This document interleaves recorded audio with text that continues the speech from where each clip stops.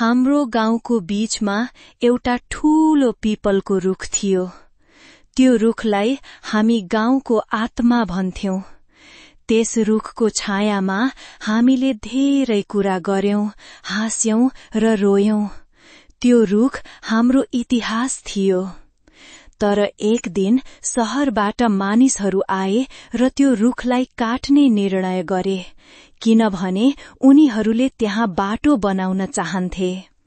गाउँका मानिसहरू विरोधमा आए, तर उनीहरूले भने यो एउटा रुख मात्र हो। जब गाउँका सबै मानिसहरू रुख काट्ने ठाउँमा भेला भए, एकजना वृद्धले भन्नुभयो, यो रुख मात्र होइन, यो हाम्रो बालबालिकाको खेल मैदान हो। यो हाम्रो बुढाहरूको आराम गर्ने ठाउँ हो। यो रुखले हाम्रो खुशी र दुःख देखेको छ। गाउँलेहरूले बुझे उनीहरूले आफ्नो इतिहासलाई बचाउनु पर्छ। उनीहरूले एक साथ भएर रुखलाई घेरा हाले। मानिसहरू शहरबाट आए र फर्केर गए, रुखलाई बचाउन सफल भए। त्यो दिन मैले बुझे,